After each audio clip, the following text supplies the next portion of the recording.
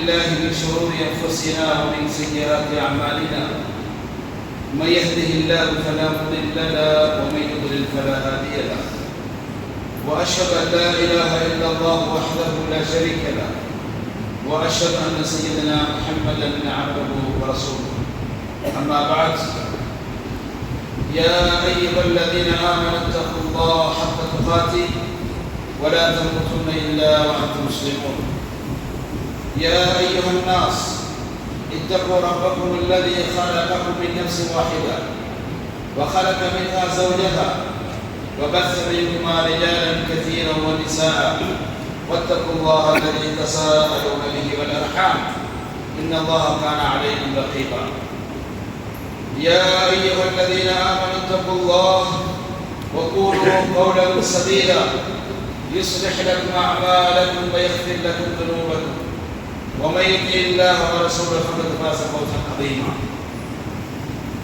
فإن أصدق الحديث كتاب الله وخير الهدي هدي محمد صلى الله عليه وسلم وشر الأمور محدثاتها وكل محدثة بدعة وكل بدعة ضلالة وكل ضلالة في النار.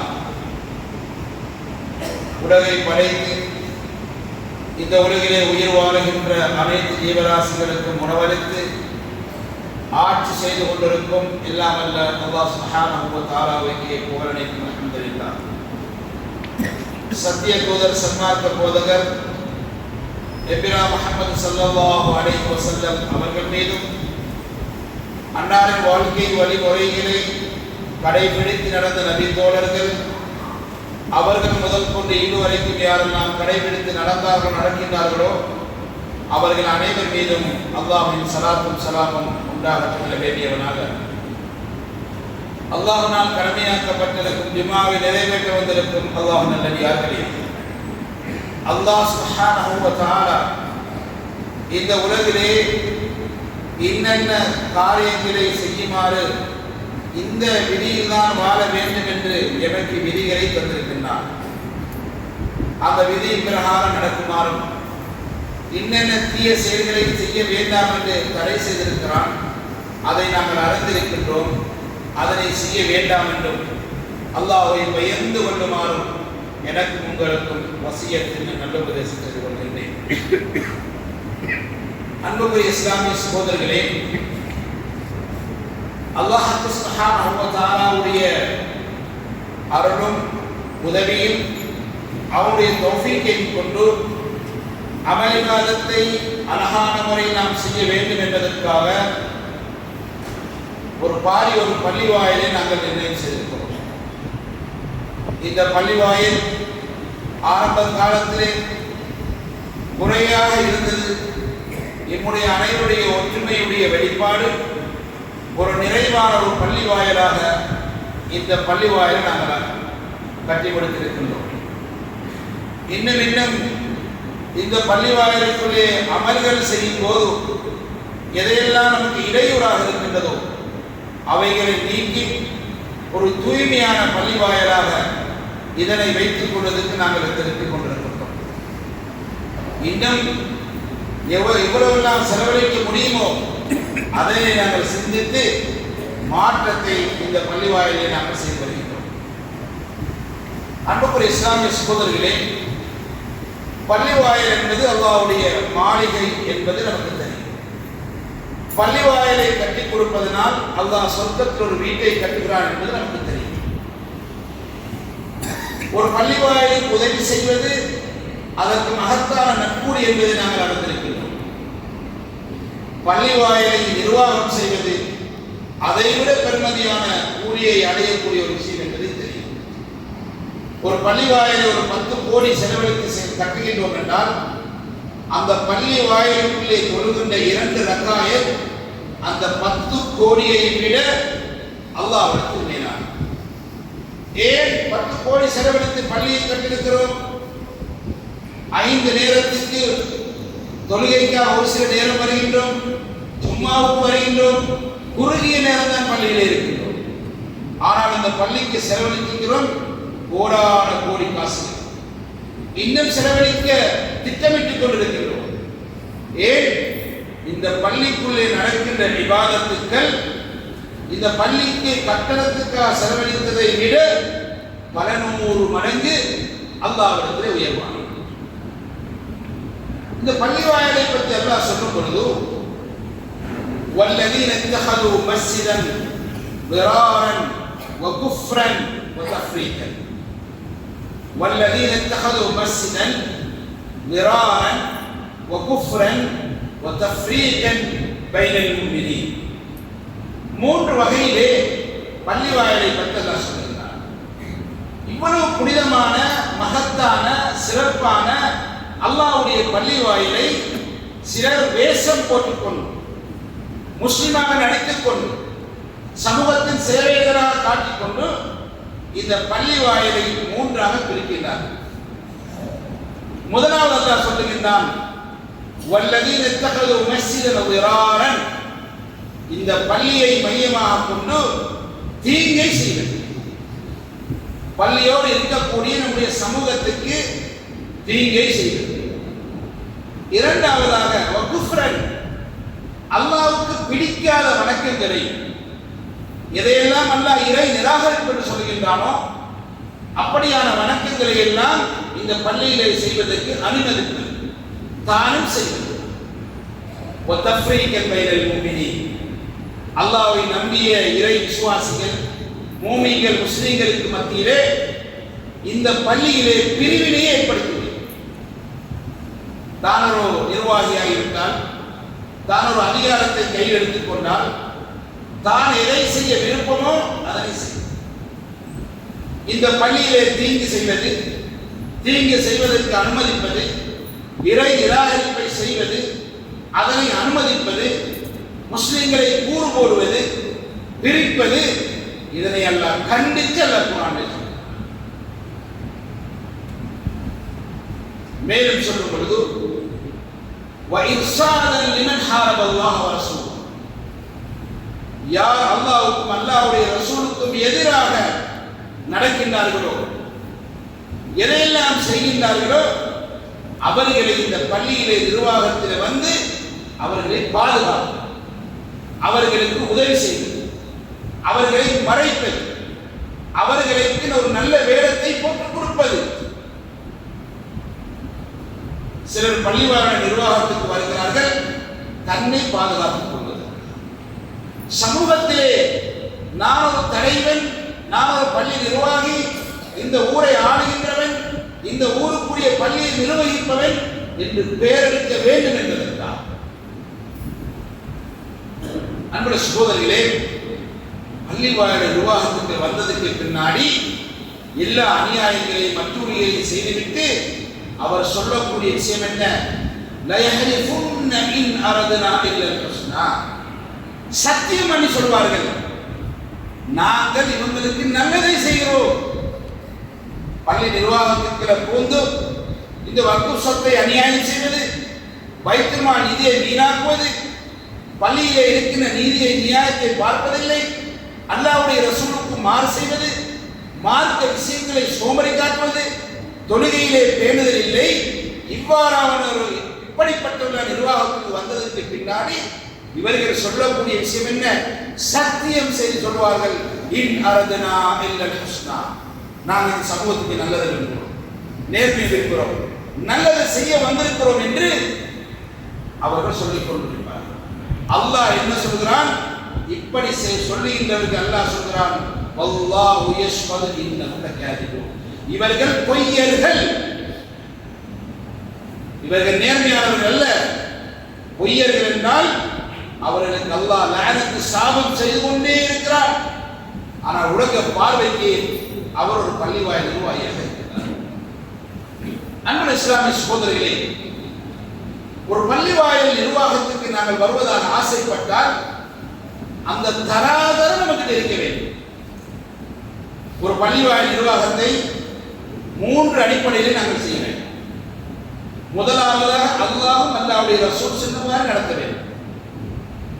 இரண்டாவதாக இந்த பள்ளியை பதிவு செய்திருக்கிறோம் முஸ்லிம் சமய கலாச்சார திணைக்களத்தின் கீழ், அவருடைய சட்டத்தை நாங்கள் பேண வேண்டும். மூன்றாவதாக இந்த ஊருடைய கிராமத்துடைய மக்கள் அனைவரும் ஒன்று சேர்ந்து யோசித்து ஒரு முடிவை, ஒரு தீர்மானத்தை எடுத்தால் அதுக்கு நாம் வழிபட வேண்டும். இது அல்லாமல் ஒவ்வொரு நிர்வாகம் மாறும் பொழுதும் முன்னாடி இருக்கிற நிர்வாகம் என்ன செய்யும்? இருக்கிற காசெல்லாம் செலவழிச்சுவோம். அடுத்த நிர்வாகத்தில் கொடுக்கும் பொழுது வெறுங்கையோடு கொடுக்கும். இதை அப்போ ஒரு சொத்து மாதிரி செய்து தேவை இருந்தோ தேவையில்லை என்னத்தையாவது செலவழித்து கணக்கெடுக்கிறார். அன்புடைய சகோதரர்களே, நிர்வாகம் தெரிகிறது அல்லாஹ்வுடைய பள்ளி.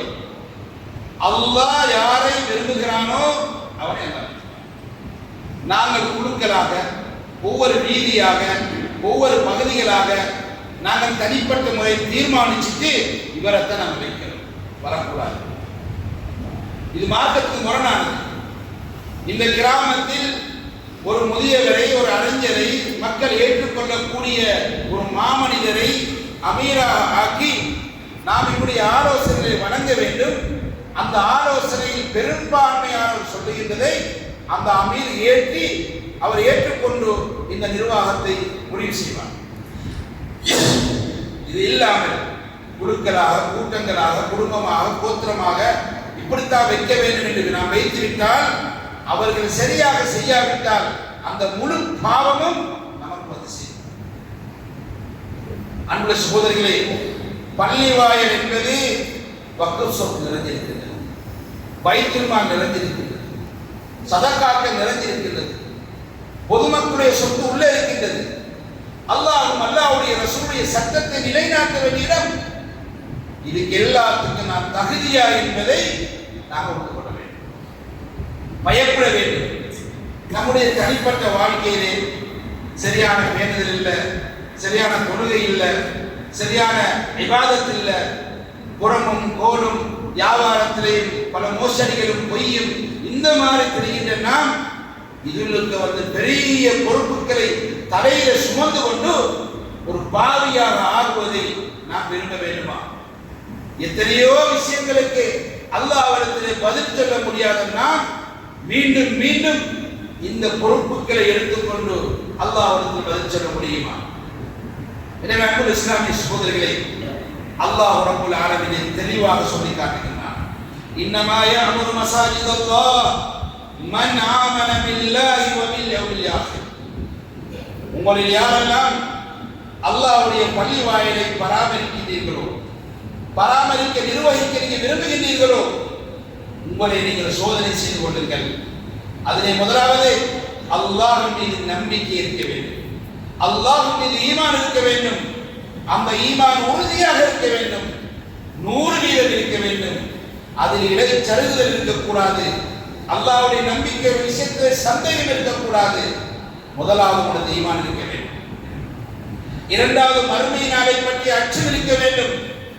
இந்த உலகத்தை நான் பிரிவேன், அல்லாஹ் இந்த நாள் மறுமையில் எழுப்புவான், இது சம்பந்தமாக கேட்பான், இதற்கான பதில்கள் எடுத்து இருக்கிறதா என்ற அந்த பயம் இருக்க வேண்டும். தொழுகையை நிலைநாட்ட வேண்டும். நபிகள் நாயகம் ஸல்லல்லாஹு அலைஹி வஸல்லம் இந்த தொழுகைக்கு எந்த விதமான சலுகையும் வழங்கவில்லை, எந்த சலுகையும் வழங்கவில்லை. நோயாளியாக இருந்தால், பயணியாக இருந்தால், எல்லா வகையிலுமே சேர்த்து தொழுவது, சுருக்கி தொழுவது, உட்கார்ந்து தொழுவது, படுத்து தொழுவது, எந்த வகையிலையும் தொழுகையை விடுவதற்கு அனுமதிக்கவில்லை. நபிகளுடைய மிக முக்கியமான 2 இடங்கள் நபியாவுடைய இறுதி ஹஜ்ஜிலே அந்த சஹாபாக்கள் செய்த போதனையிலே அதிலே ஒன்று அஸ்ஸலா அஸ்ஸலா அஸ்ஸலா என்று சொன்னார்கள். இறுதி பேரவையிலே கூட தொழுகையை விட்டுடாது என்று சொன்னார்கள். தன்னுடைய மரண நேரத்திலே உயிர் போகின்றது, அந்த சந்தர்ப்பத்திலேயும் தன்னுடைய நபித்தோழர்களுக்கு போதித்தார்கள், தொழுகையை விட்டு விடாதீர்கள், அஸ்ஸலா அஸ்ஸலா அஸ்ஸலா என்று சொன்னார்கள். எனவே நிர்வாகத்துக்குள்ள வருவதற்காக தொழுவது, நிர்வாகம் அந்த கால எல்லை முடிந்தவுடன் தொழுகையை விட்டுவிடுவது.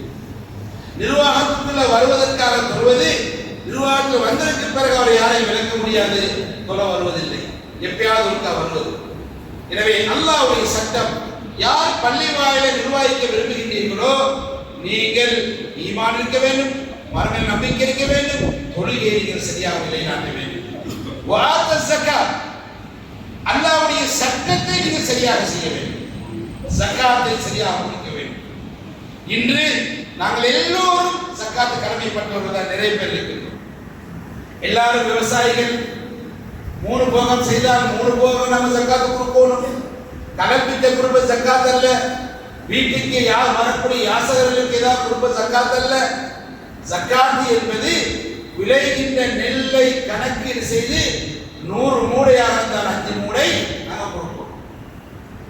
அப்படி கொடுத்தால் இந்த கிராமத்திலே, இந்த கிராமம் சர்வதேச ரீதியாக பெயர் வாங்கும் ஜக்காத்தின் மூலமாக முன்னேறிய கிராமங்கள்.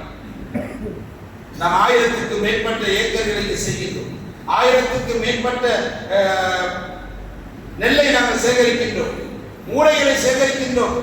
5% கணக்கு வைத்து பார்க்கும் பொழுது நூற்றுக்கணக்கான ஆயிரக்கணக்கான ஜக்காத்துகளை நாங்கள் ஒன்று சேர்க்க முடியும். ஜக்காத்தினால் வளர்ந்த கிராமம் என்பதை எடுத்துக்காட்ட முடியும். எனவே அன்புள்ள இஸ்லாமிய சகோதரர்களே, யாரெல்லாம் பள்ளி வாயில் நிர்வகிக்க விரும்புகின்றீர்களோ நீங்கள் ஜக்காத்தை கணக்கு பார்த்து முறையாக உங்களுடைய நகைகளுக்கு வேறையாக, உங்களுக்கு டிபாசிட் இருக்கின்ற பணத்துக்கு வேறையாக, உங்களுடைய விவசாயத்தினால் வருகின்ற அந்த நெற்களுக்கு வேறையாக இந்த ஜக்காத்தை நாங்கள் கொடுத்திருக்கிறோமா என்று சிந்திக்க வேண்டும். அப்படி நீங்கள் செய்தால் நீங்க தகுதிதான். அல்லாஹ் மீது நம்பிக்கை இருக்கின்றது, மறுமை நாள நம்பிக்கை இருக்கின்றது, தொழுகையை நிலைநாட்டுகிறீர்கள், ஜக்காத்து கொடுக்கிறீர்கள் சொன்னால் நீங்கள் இந்த நிர்வாகத்தை பார்த்து. எனவே அன்புள்ள இஸ்லாமிய சகோதரர்களே, யாரெல்லாம் நிர்வாகம் இந்த பள்ளி வாயோட நிர்வாகத்துக்கு வர விரும்புகின்றோமோ நம்மிடத்தில் சில பண்பாடுகள், ஒழுக்கங்கள், சில முக்கியமான சில அம்சங்கள் இருக்கின்றதா என்பதை சுய பரிசோதனை நாம் செய்ய வேண்டும். முதலாவது இடத்திலே அந்த அகீதத்து ஸஹீஹா, நல்ல கொள்கை நமக்கு தெரிக்க வேண்டும். குர்ஆன் சுன்னா சொல்லுகின்ற, மார்க்கம் சொல்லுகின்ற அந்த கொள்கை நமக்கு தெரிக்க வேண்டும். ஏதோ அல்லாஹ்வை பற்றி தெரியாது, அல்லாஹ்வுடைய பண்புகளை பற்றி தெரியாது, அல்லாஹ்வுடைய வல்லமைகளை பற்றி தெரியாது, எதையெல்லாம் ஈமான் கொள்ள வேண்டும் என்று சொல்லப்பட்டிருக்கின்றதோ அதிலே குறைவுகள் இருக்கும் பொழுதோ அப்ப அந்த அகீதாவில், அந்த கொள்கையில் நாங்கள் குறைவுள்ளவர்களாக நல்ல கொள்கைகளோடு வந்தால்தான் நல்ல அமல்களை இந்த பள்ளி வாயிலில் நிர்வகிப்பார். இது முதலாவது விஷயம். இரண்டாவதாக இஹ்லாஸ் இருக்க வேண்டும். என்னது? நாம் அல்லாஹ்வை பார்க்காவிட்டாலும் அல்லாஹ் என்னை பார்த்துக் கொண்டிருக்கிற அந்த சிந்தனையோட இந்த பள்ளியிலே அல்லாஹ் விரும்பக்கூடிய கர்மங்களை செய்ய வேண்டும் என்ற அந்த நட்பாசை அவருக்கு இருக்க வேண்டும். பேஸ்புக்ல போடணும், டிக்டாக்ல போடணும், 4 பேருக்குள்ள பார்க்கணும். இதுக்கு முதல்ல நிர்வாகம் செய்ததை விட இந்த நிர்வாகம் நல்லா செய்தது ஊரவன் சொல்லணும். இதுக்கு பிறகு யார் வந்தாலும் நம்மளை கூட செய்ய முடியாத பேர் வாங்கணும். அப்படி இருந்தால் இது இஹ்லாஸ் அல்ல, இது ஒரு அரசியல். இது அவருடைய எதிர்கால அரசியலுக்காக செய்யப்படக்கூடிய விஷயம். எனவே இஹ்லாஸ் இருக்க வேண்டும். மூன்றாவதாக அல் அமீனு ஸாலிஹ், ஒரு நம்பிக்கையாளராக இருக்கணும். அந்த நம்பிக்கையாளரையும் சாலியாக இருக்க வேண்டும், நல்ல நம்பிக்கையாளராக இருக்க வேண்டும். அப்படி சகோதரர்களே, ஒரு நிர்வாகத்தில் இருக்கும்போது ஒரு வழிபோக்கர் வருவார், ஒரு பிரயாணி வருவார். நீங்க நிர்வாகியா, நீங்க 5000 ரூபாய் பள்ளிக்கு சேர்ந்து கொள்ளும். யாருக்கு தெரியும்? அவரோட ஜேபில் வைக்க முடியும், உண்டியல போட முடியும், அல்லது ரசீது எழுதி கொடுக்க முடியும். அப்ப அமீரு ஸாலிஹாக இருந்தால் அந்த அமானத்தை பாதுகாப்பார். பள்ளி வாயிலுக்கு அதிக சொத்துக்கள் இருக்கின்றது, அழியா சொத்துக்கள் இருக்கின்றது, நிராப் வந்து கொண்டிருக்கும், எத்தனையோ தபர்வாத்து நன்கொடைகள் வந்து கொண்டிருக்கும். அமீனு ஸாலிஹாக இருந்தால் அவைகள் பாதுகாக்கப்படும். இல்லை என்றால் அதிலே அவர்கள் துஷ்பிரயோகம் செய்யப்பார்கள். இது மூன்றாவது. நான்காவது விஷயம் அஹ்லுல் இல்ம் அல்லதி லிமன் லம் யர்ஜ, அறிஞர்களாக, அறிவுள்ளவர்களாக, அனுபவசாலிகளாக இருக்க வேண்டும். அல்லது எந்த அறிவு அவருக்கு தேவைப்படுகின்றதோ அந்த அறிவுள்ளவர் பக்கம் சென்று அதனை அடைந்து கொள்ளக்கூடியவர்களாக இருக்க வேண்டும். சில கிராமங்களில் ஒரு சன்னியனாக இருந்தால் நிர்வாகத்தில் சேர்த்து, ஒரு பணம் வசதியாக இருந்தால் நிர்வாகத்தில் சேர்த்து கொள்வார். அல்லது ஒரு அரசியல்வாதியாக இருந்தால் சேர்த்துக் கொள்வார்கள். ஆனால் அல்லாஹ்வும் அல்லாஹ்வுடைய ரசூலும் சொல்லக்கூடிய விஷயம் என்னது? நல்ல ஒரு இல்மாரியாக இருக்க வேண்டும். அந்த இல்மு அவருக்கு இல்லை என்றிருந்தால் அந்த இல்மு யாருக்கு இருக்கின்றதோ அதனை கேட்டு கற்றுக்கொள்கின்ற வகையில் அந்த நிர்வாகி இருக்க வேண்டும். மேலும் நபிகளான ஹதீஸிலே பார்க்கும் பொழுது ஹகீமுன் ஹுஸ்னுத் தஆமுல், எந்த பள்ளிக்கு நிர்வாகத்தில் நாம் சேர விரும்புகின்றோமோ அந்த பள்ளியிலே இருக்கின்ற சமூகத்திலே இருக்கின்ற பிரச்சனைகளை அழகாக தீர்மானிக்கின்ற, அழகாக அந்த பிரச்சனையை முடிக்கின்ற ஒரு ஹகீமாக, ஒரு ஞானியாக, ஒரு அறிஞராக அவர் இருக்க வேண்டும். பக்கச்சார்பு இல்லாமல் ஏதாவது ஒரு வாசிக்காக தவறுகளிலிருந்தும் மறைத்து ஒரு பக்கச்சார்பாக நடந்து கொள்ளாமல் ஹுஸ்னுத் தஆமுல், நல்ல சிறந்த முறையில் அதை தீர்த்து வைக்கக்கூடிய அறிஞராக, ஒரு நல்ல மனிதராக அவர் இருக்க வேண்டும். அன்புள்ள சகோதரர்களே, ஆறாவதாக அல் காதிர் அலல் இதாரா, இது மிகவும் முக்கியமான ஒரு விஷயம். ஒரு பள்ளிவாயல் நிர்வாகத்திற்கு நிர்வாக உறுப்பினராக, தலைவராக அதில் ஒருத்தர் வாரதாக இருந்தால் அந்த நிறுவனத்தை இதாரா நிர்வாகம் செய்வதற்கு சக்தி உள்ளவராக இருக்க வேண்டும். உடல் ரீதியாக, அறிவு ரீதியாக, பொருளாதார ரீதியாக, செல்வாக்கு ரீதியாக ஒரு விஷயத்தை சாதிக்க தெரிஞ்சவராக இருக்க வேண்டும்.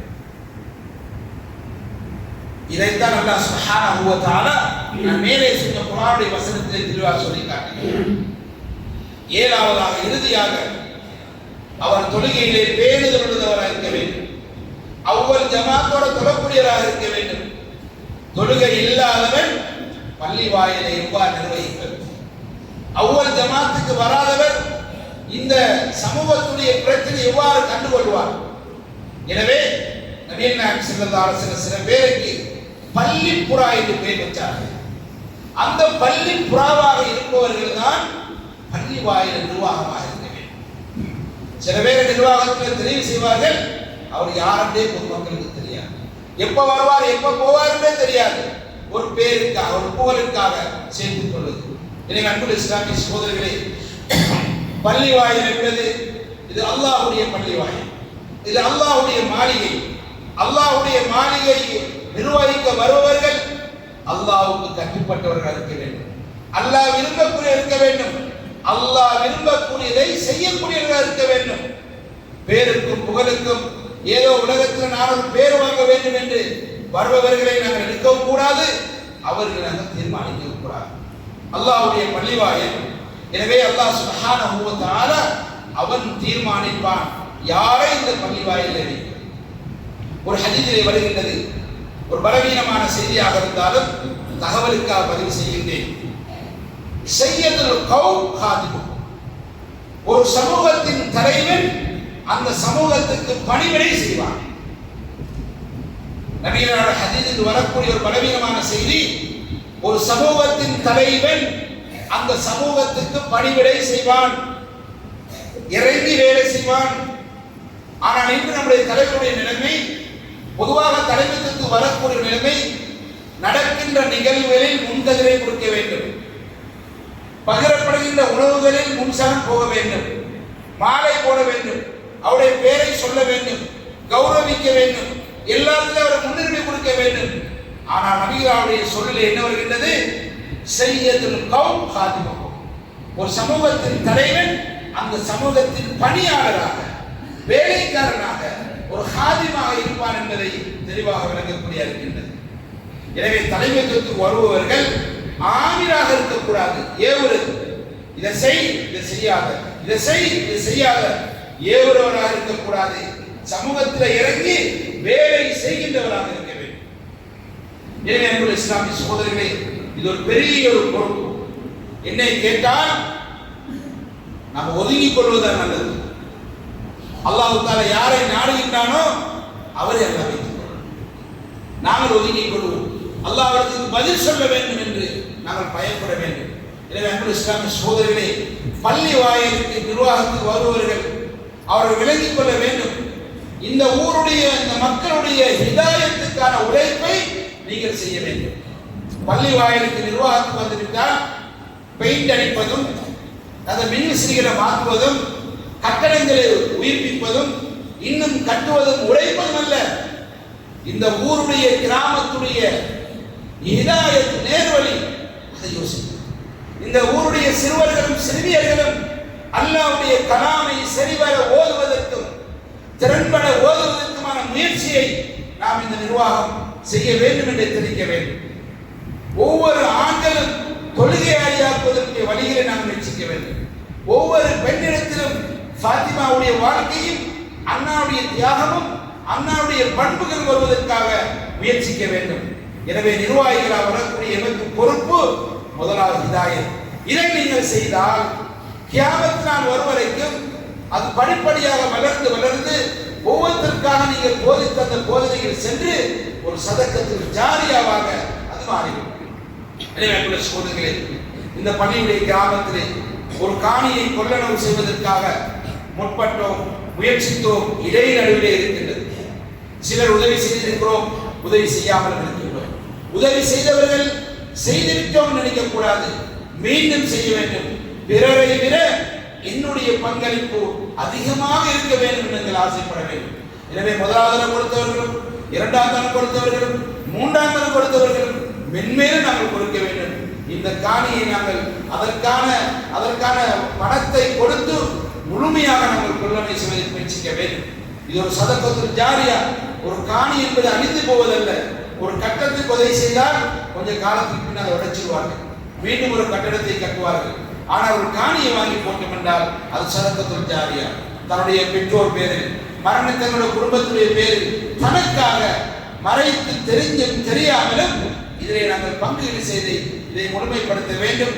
எல்லாம் அல்லாஹ் சுப்ஹானஹு வ தஆலா நாம் அனைவருக்கும் அருள் புரிவானாக, ரஹ்மத் செய்வானாக, சிறந்த பள்ளி வாயில் உள்ளதை ஆக்குவானாக, நம் அனைவரையும் சாலிஹீன்கள் ஆக்குவானாக.